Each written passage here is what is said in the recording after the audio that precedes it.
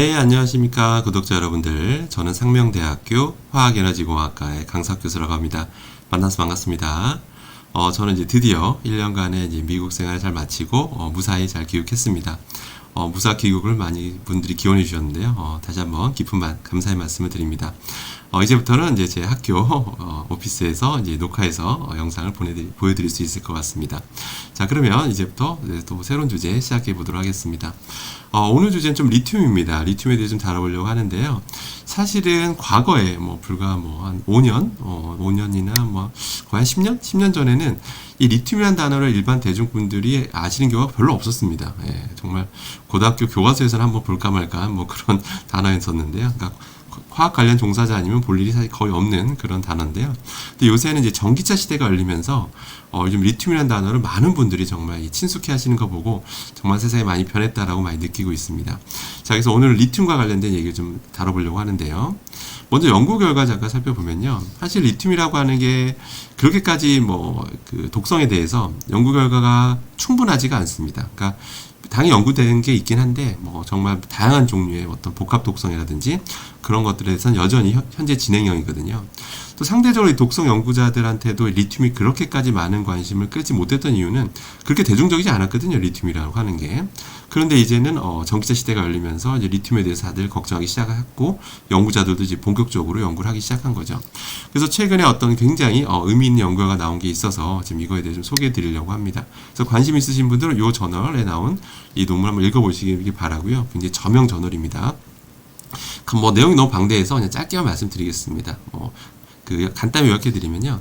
사실 인간과 이제 동물 대상으로 이제 실험을 해보니까 명확하게 이제 갑상선, 우리 몸에서 굉장히 중요한 부위죠. 갑상선 시스템 파괴가 공식적으로 입증됐다라고 하는 거를 이제 제대로 이제 규명한 그런 연구라고 보시면 되겠습니다.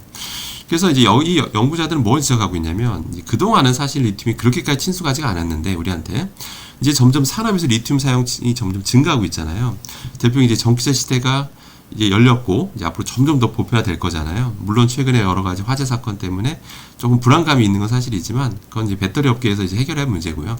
기본적인 어떤 이런 전기차 산업이 이제 확대된다는 방향성은 명확하잖아요. 그럼 점점 이게 우리 배터리 많이 사용하다 보면 결과적으로 산업에서 많이 쓰이고 또 우리 생활에서 많이 쓰다 보면 이 폐기물들이나 공장에서 만들다 남은 어떤 여러 가지 그런 것들이 이제 결국 강과 바다로 흘러나가거든요.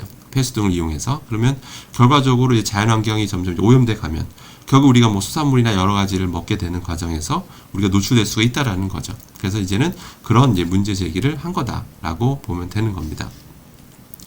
그러면 이제 이렇게 생각할 수가 있어요. 아니, 근데 이게 리튬에 대해서 그렇게까지 우리가 우려할 필요가 있느냐. 정신의학과. 이미 이런 의학계에서 쓰고 있는 건데 우리가 먹는 거 아니냐. 이제 이렇게 말씀해 주실 수도 있을 것 같은데요. 그건 사실입니다. 실제 약으로 쓰여요, 리튬은요. 여러분들. 대부분 이런 리튬 탄산염이나 이제 리튬 시트레이트라고 해서 이 형태로 보통 이제 처방을 많이 합니다. 그래서 정신의학과에서 많이 쓰는 약이다라고 이제 보시면 되는데요.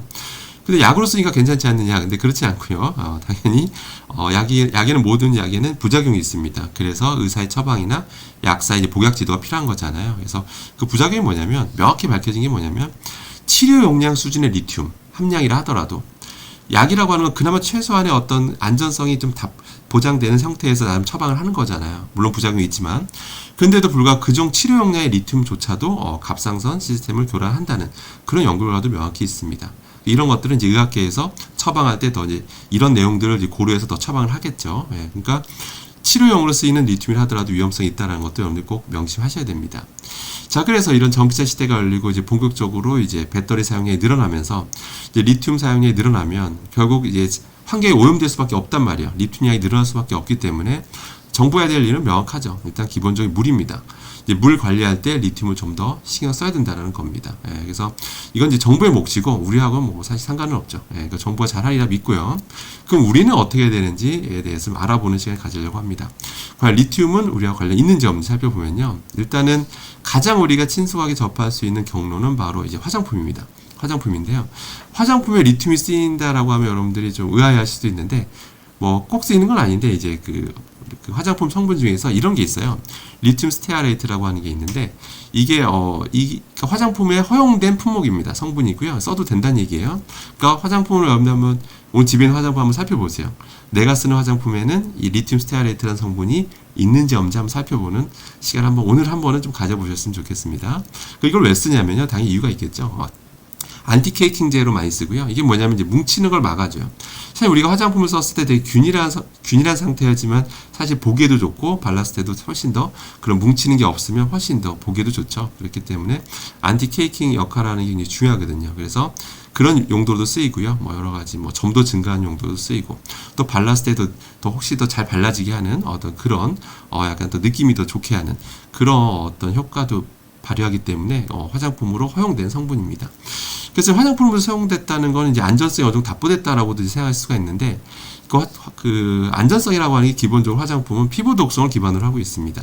뭐 당연한 거죠. 사실은 화장품 먹는 게 아니잖아요, 그죠? 당연히 피부 독성을 기반으로 이제 안전성 여부를 이제 체크하고 이제 이게 허용할지 말지 결정하는 거거든요. 그래서 피부 독성 여러분들이 이걸 발랐을 때 이제 뭐 엄청난 이제 문제 일으키거나 그런 거 걱정 안 하셔도 됩니다. 그건 이미 다 검증이 끝났고요. 다만 이 성분에 대해 섭취 독성에 대해서는 명확하게 다 모든 게 이루어진 상태에서 화장품은 허용된 게 아닙니다.